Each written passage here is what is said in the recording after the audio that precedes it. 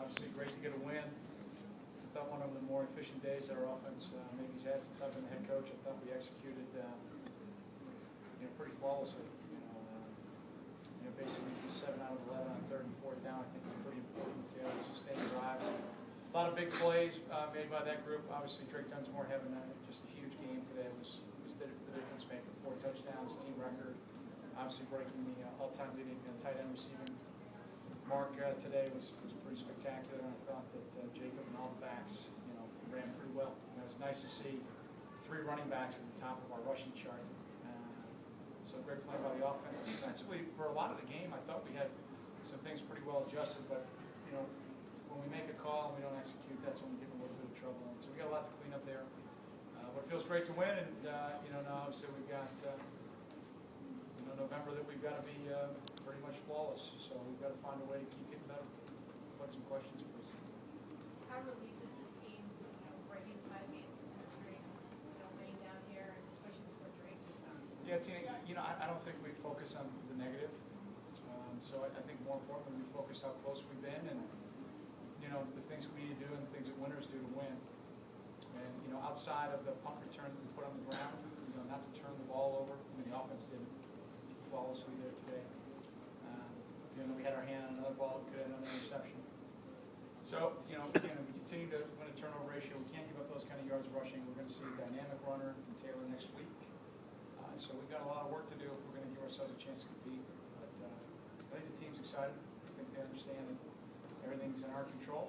But still, at the end of the day, it's a huge mountain we need to climb. So you take one step at a time. You talked about the running backs, and earlier in the preseason you said how important it was for the running backs.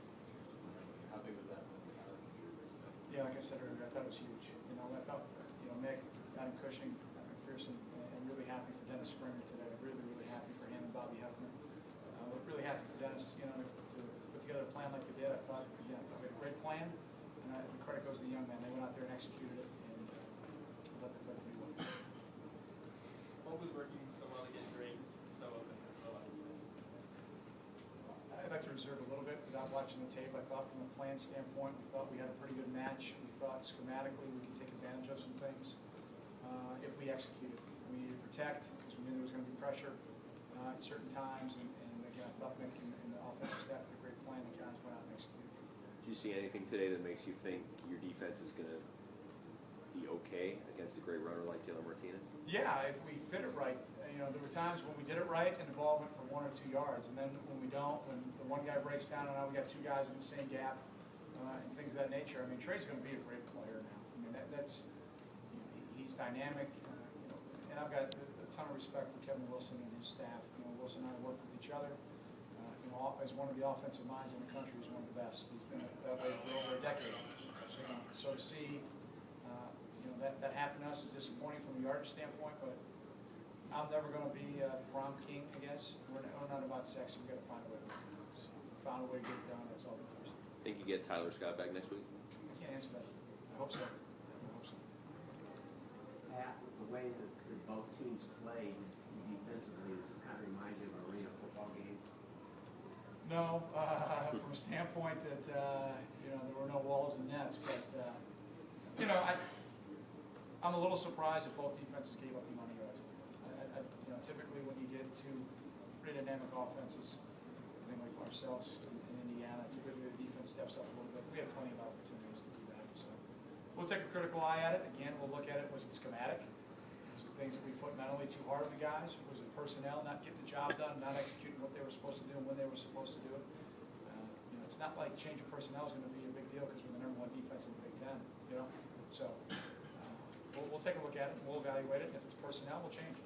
If it's scheme, we'll change. But we can't be giving up these kind of yards and that kind of points and expect to win a lot of football games. It just doesn't work that way. Missed tackles have kind of plagued this team a little bit so far this season. What can you guys do to kind of make sure you get those runners down on first contact? I mean, it's embarrassing. It's embarrassing. It looks like we have guys there and they leave their feet. We practice tackling every day for 18 minutes of just focused tackling. And not to see the guys do that, again, it's the old coaches, and it's on every coach's wall. You're either coaching it or you're allowing it to happen. So if we're allowing it to happen, then that's on us as coaches. If we're coaching bad technique, we got to change it. If the guys aren't executing the technique we're coaching, we got to change it. So It's not real complicated. Fitz, I know, excuse me, noticed the scene there. Start of the fourth quarter, you rallied up the team, and then like in the middle of the huddle, and then you left Kane Coulter in there. Was that you letting him in there to talk to the team, or was that him just stepping up? And what does that say about your team having the sophomore in there trying to step up, like be a leader? It happened a week ago first, Chris, when Danny got a little dinged up, and a bunch of seniors went up to Kane and said, "Hey, we'll follow your lead. Let's go." And I thought he really stepped up then. And I don't know if I can sing a guy's praises any higher than I have for Kane, but he's very deserving of it. And you just kind of see that maturation of a special athlete happening right in front of our eyes. So. At this point in the year, it's a lot less about what I say and a lot more of the ownership of the locker room and what the guys say and how we act. I start to sound like Charlie Brown's teacher about this time of year. And so it's on them. They know that. And I like the way some guys are stepping up right now. You did make a point to Kanopka, though, at the end of the first half. Can you talk about that? Teachable and coachable moment. We got ourselves maybe in another scoring position with a couple timeouts. And the thing I love about Jack is he plays snap through the whistle, and he thought that he had contact with the guy and gave him a little violent shove while they were in bounds, and the official saw it differently, which obviously I respect. And it was an opportunity right then and there to give a teachable and coachable moment to him. And he's going to be a great player now, Teddy. I mean, that kind of attitude and that kind of physicality that's that it factor you're looking for with a guy up front. Jack's got it. And, I'd like him to have it a little bit more poise and a little bit more understanding of the situation. And that's what is it? Kenny Rogers, no one to hold him, no one to fold him, right? And it's one of those you got to walk away. Just walk away.